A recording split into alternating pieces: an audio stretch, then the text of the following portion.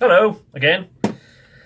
I realised that yesterday I started right at the end of the thing there, talking about my social circle and how I was getting. I was going to start to get kind of anxious if it got any bigger.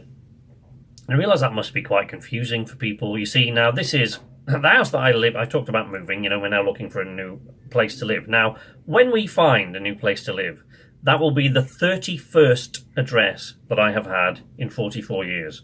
So in 44 years, I guess it'll be closer to 45 years by the time we actually move, probably. Although at this rate, who knows, it might be 50. But yeah, certainly closer to 45 by the time we actually get out of here. So that will be the 31st address I've had in 44 years. And people always want to know, they expect there to be some interesting story behind that. Why have you moved around so much? Are you on the run from the law or involved in witness protection or something? No, I'm afraid not. It's nothing interesting at all. It's been for just a series, it's just a coincidence, just a series of peculiar situations that have taken me from one place to another. I'll get comfortable in one place and then something will happen.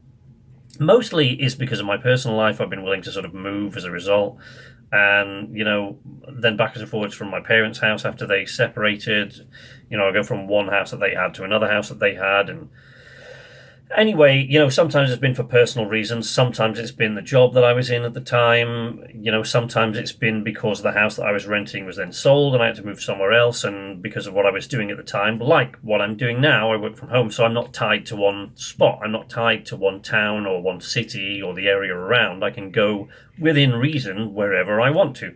So, and because those lives have been so short, I haven't really formed many, some, yes, but I haven't formed many long-term friendships, that span that sort of space.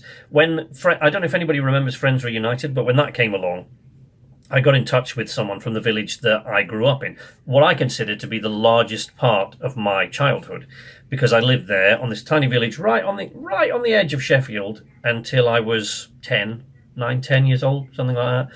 And of course, I've never lived anywhere. For the rest of my life, I've never lived anywhere for that long. The longest I've ever lived in any other place besides that was 6 years, I think. Maybe. Might not even have been. I'm thinking of a relationship there, not a place. So, but anyway, I got back in touch when the internet started becoming a thing and Friends Reunited came along. I got back in touch with some person that I knew. I was looking for people that I'd known back then in that tiny little school, in that tiny little village, thinking that I would loom as large in their life as they did in mine, because to me, I spent more time in that place than anywhere I've been since.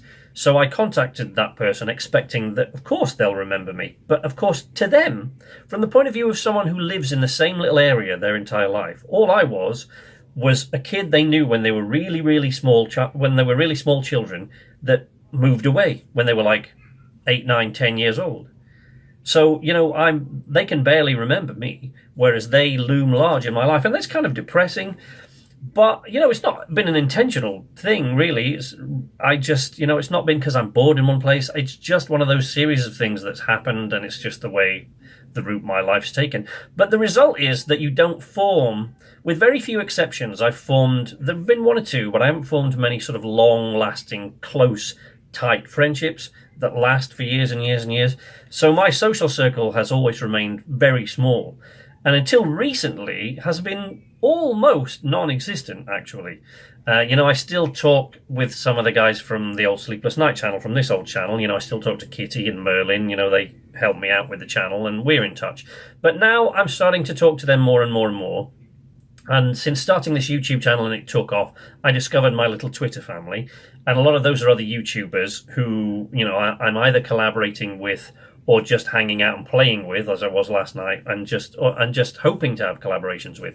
But even though it's just a handful of people, and even though most of them are on the internet, it's not something I'm used to. I'm not used to that sort of gathering and keeping everyone in balance kind of thing. So it's almost like I'm learning it all over again, and it makes me very anxious trying to keep that many people in your life and happy and balanced all the time. I'm not used to it, and I don't really know how to do it, which sounds weird maybe to other people, but it's kind of scary to me. Last night I was playing with one of these buddies in a video game, and we had a great time. He's an absolutely epic guy, but we ran into another crew of guys in the game that we were playing, and we sort of hung out and sort of had a bit of a chat afterwards, and I thought, well, they're a nice bunch of guys, but that's it.